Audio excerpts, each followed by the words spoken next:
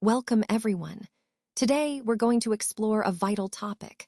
The way out begins with understanding what triggers really are, how they form, and how to dismantle them permanently. On this first slide, I want to set the stage by sharing a common experience. One moment, you're calm, and the next, you're thrown into a storm of dread. Minutes earlier, life felt hopeful. Suddenly, everything seems doomed. Most people who face these emotional episodes deeply want to stay grounded, composed, and hopeful.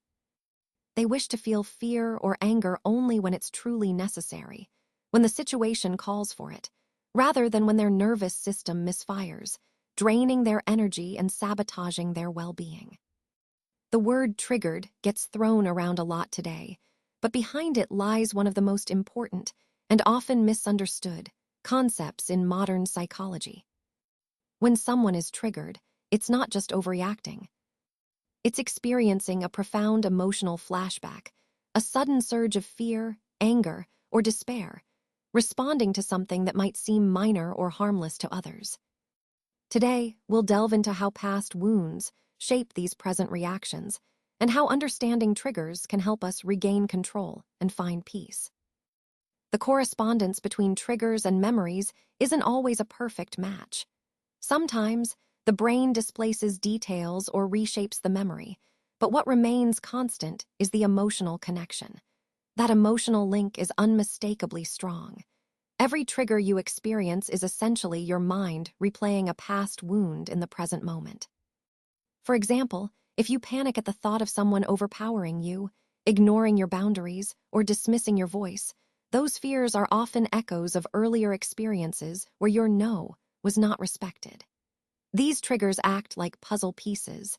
They fit perfectly into a traumatic memory from your past, even if you don't consciously remember all the details of that time. Think of triggers as secret psychological guides to your history. If today you react with intense fear of being mocked or excluded, it's very likely you've lived through painful experiences of rejection or humiliation before. The key concept here is that your mind becomes triggered when it perceives something in the present that it recognizes as dangerous, based on past experiences. It's not about what's actually happening now, it's about what happened then. Triggers serve as a map of your past, showing you where your wounds are and how they influence your reactions today. Humans are wired through evolution to scan our present environment for threats that remind us of past dangers.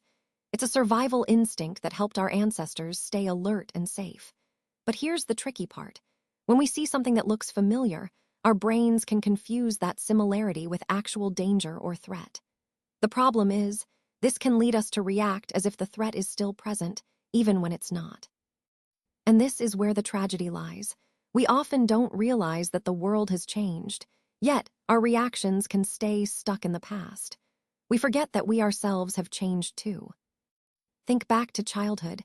Maybe you had a parent who favored a sibling because they were more charismatic or attractive, while you received coldness or criticism.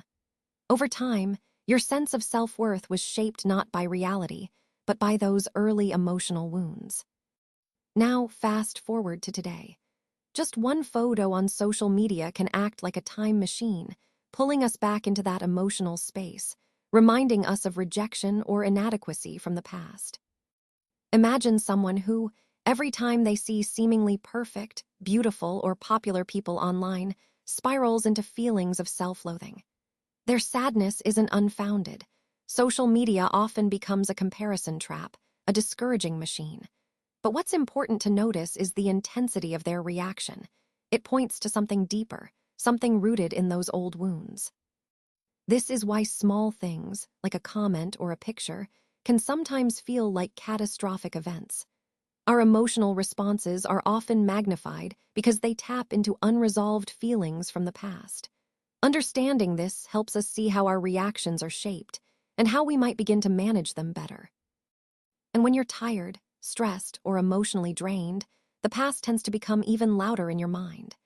It's like those old stories and fears from previous experiences resurface more intensely, making it harder to stay present. Your mind, conditioned by all your history, starts to see danger everywhere, even when there's no real threat. This is what I like to call the pervasive threat, when our sense of danger feels all around us and we can't quite tell what's real anymore. Because of this, you might find it difficult to differentiate between an inconvenience and a catastrophe. For example, if you're feeling tired, you might think a minor mistake is a sign of total failure. Or, if you're feeling emotionally drained, you might interpret being tired as being unlovable, like your tiredness defines your worth. It's the same with perception. You can't tell whether someone is actually criticizing you or just speaking neutrally. Our perception becomes distorted, and the scale gets blurred. We lose the ability to see clearly what's happening in the present versus what's being triggered from the past. And that's the core problem here, losing the ability to distinguish then from now. When we're overwhelmed by these feelings and distortions, we struggle to see reality clearly. That's why understanding this is so important in learning how to stay grounded and present, even when emotions are running high. Sometimes, in moments of sadness or numbness, we find ourselves revisiting the very websites or people that trigger our deepest wounds. And it's not because we want to relive the pain. Actually, it's quite the opposite. It's because that pain, in a strange way, feels like home. Calm doesn't feel normal to us. It feels suspicious, almost like something's wrong. And confidence, that feels unfamiliar, like something we haven't fully learned to trust yet. So unconsciously, we seek out environments that reinforce our fears. Maybe it's relationships where we're belittled, workplaces where we're overlooked, or online spaces that feed our insecurities. What's really interesting is that, even though it seems logical to avoid triggers, many of us are actually drawn to them. Trauma creates this strange magnetism, an almost compulsive urge to revisit the familiar, even if that familiarity causes pain. This pattern is a key reason why we keep returning to our triggers. It's part of how trauma influences us, making the familiar feel like a safety zone, even when it's hurting us.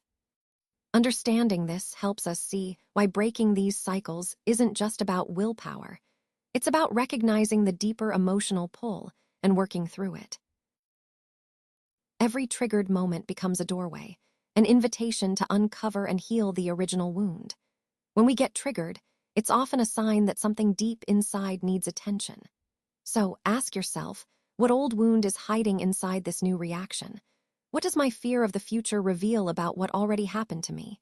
Instead of obsessively worrying about what might happen, try to work backward from those moments when you feel triggered. Healing begins when we learn to understand the root causes of our reactions. This healing, is not limited to a therapist, a partner, or a friend. It can come from ourselves too, and sometimes that's the most powerful source of all. Because when we're triggered, it often involves conflicting feelings, fear and reality, catastrophe and inconvenience, threat and safety, past and present. These are the inner battles we face. What makes the difference is a slow, patient, stable kind of love, like the nurturing presence of a gentle parent. It's the kind of love that helps us distinguish between what's real and what's just fear. Remember, the cure is love, but not the superficial, romanticized version. It's genuine, consistent love that doesn't suppress or ignore what we feel. It's not about toughening up or pretending we don't care. The true cure for triggering is to approach ourselves with compassion, understanding, and patience. When we do that, we create space for healing to happen, and that's how we truly move forward. When you can distinguish the difference between then and now, something powerful happens. History loses its grip on you, and in that moment, you become truly free. Maturity, at its core, is about understanding what triggers us, knowing why it triggers us, and choosing to soften our initial reactions. It's about recognizing that those reactions often stem from our past, and instead of being enslaved by them, we learn to understand and move beyond them. I think the best way to define emotional maturity is this: overcoming your triggers doesn't mean eliminating emotion altogether. Instead, it's about reclaiming control over how you respond. It's about navigating the world with curiosity, confidence, and resilience, traits we're all meant to develop. This is what I call real emotional freedom. When we master this, we're not just reacting based on old patterns, we're consciously choosing how to engage with life. And that's what truly empowers us to live more fully and authentically.